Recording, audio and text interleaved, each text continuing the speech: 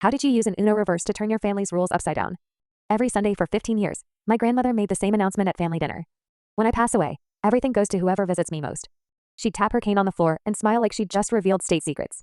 This turned my entire extended family into vultures. My Aunt Rachel drove 3 hours every Tuesday just to vacuum Grandma's living room.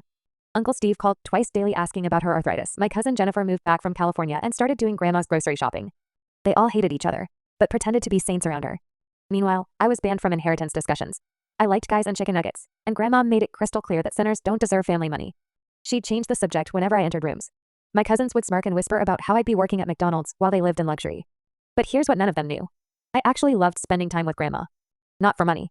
She'd already told me I wasn't getting any. But because she was genuinely funny when she wasn't performing for the inheritance hunters. While they argued over who deserved what, I'd sneak over on Wednesday nights to watch old movies and eat ice cream. Grandma would relax completely when it was just us. She'd tell dinosaurs jokes from the 2000 BC and complain about how fake everyone was being.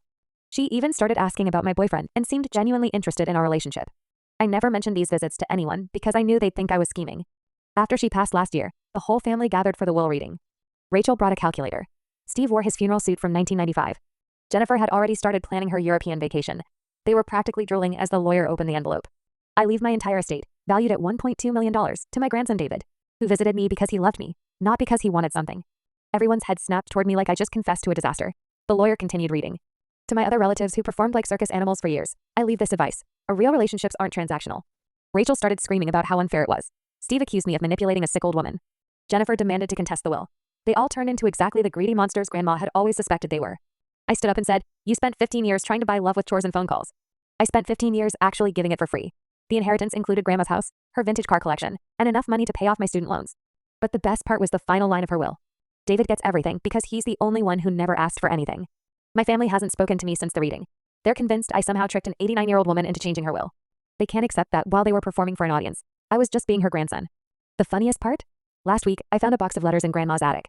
She'd been documenting every fake visit for years. Rachel spent 20 minutes today pretending to care about my stories while eyeing my jewelry box. Steve called asking about my health but really wanted to know about my bank accounts. Jennifer brought flowers but kept measuring my dining room for her future renovations. But about our Wednesday movie nights, David brought my favorite ice cream again. He laughed at my terrible jokes and didn't check his phone once. I'm so lucky to have a grandson who sees me as a person, not a piggy bank. She'd been planning this reversal from the beginning. While everyone else was following her inheritance rules, she was writing different rules entirely.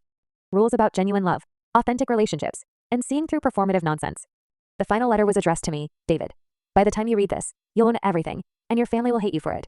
Don't feel guilty. You earned this by being real when everyone else was acting. Love isn't a performance, and neither is family. Sometimes the best inheritance strategy is not having one at all.